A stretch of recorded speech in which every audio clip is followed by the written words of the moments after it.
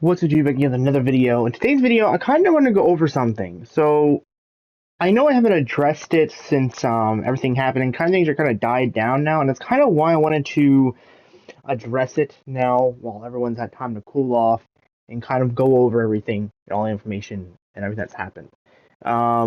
So, basically, if you haven't heard, Call of Duty, or Activision, I should say, and we'll get kind of into more information on the difference between the two, removed Nickmercs bundle from the Call of Duty Modern Warfare 2 and Warzone shops. And then later on, Dr. Disrespect would uninstall his COD, and then Tim the Tatman's bundle would also be removed upon his request. And some backstory before we get into my opinions on the matter and I think how things went down. But before that, let's get into what this necessarily means and what kind of the background of everything that happened. So over the week leading up to Nick's comment on Twitter, there have been some protests happening, and honestly some things that are probably shouldn't be happening around the country. And basically what this was the protest for like the prides and the LGBT community and stuff like that. And so Nickmercs posted on Twitter stating they should leave the children alone. And for anyone that doesn't understand what he's referencing in that message, is he's referencing the indoctrination that the left and the Democratic community has been putting on children when it comes to transgenderism, LGBTQ plus communities, as in like the gays, lesbians, bisexuals, transsexuals, all that type of stuff.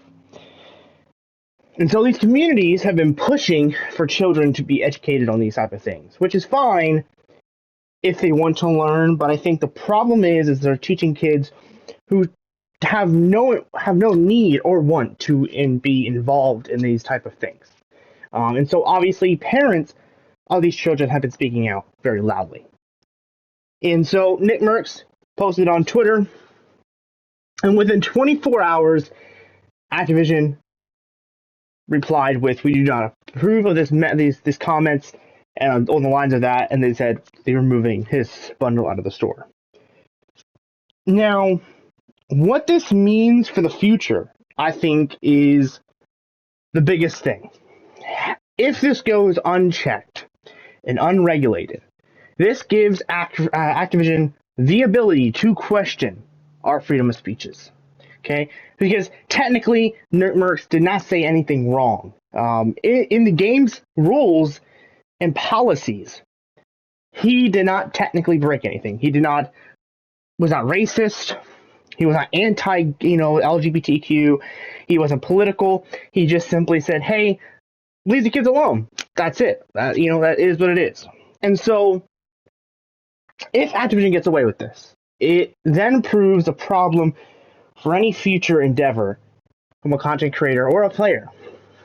This also will most likely hurt the continuation of YouTuber, Twitch streamers, and all the other streaming platforms, content creator abilities to get bundles or operators in the game.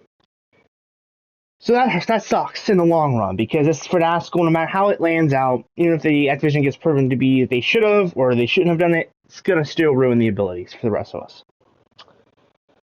Now that the background's understood, within a few days of this conversation between Activision and Nickmercs, Tim the Tatman came out and said he's going to support his friend and ask for his bundle to be removed, in which they did apply that, then they removed his bundle. And then also Dr. Disrespect decided to uninstall the game until they apologize to him publicly or reinstate his bundle. Now, a lot of people are unsure about MW2. A lot of people say the game is trash or not good. The problem with MW2 is not the game is bad. The problem with the game is SBMM is too high. Have skill-based matching not being a thing, and arguably have Warzone 2 not been a thing, the game would have been phenomenal.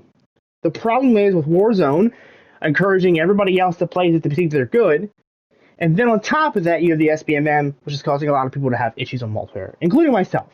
Now, doubt it, I found ways to enjoy it even with the SBMM. I think MW2 is probably one of the better multiplayers we've had recently. But I see a lot of talk in the community, people saying boycott Activision, don't buy anything, don't play the games.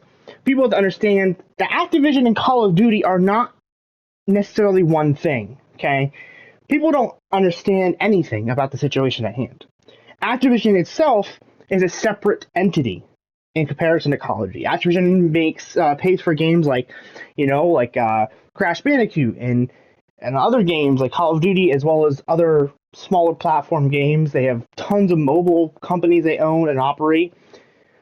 Call of Duty is just a separate small entity within Activision's payroll. Okay, when Call of Duty says, "Hey," say we'll use for Infinity War for example. When Infinity War says, "Hey, we want to have a Call of Duty game, a Vietnam era," they're pitching it to themselves, like they're developers and they're artists and all that type of stuff. But the first person they have to pitch it to is going to be to Activision.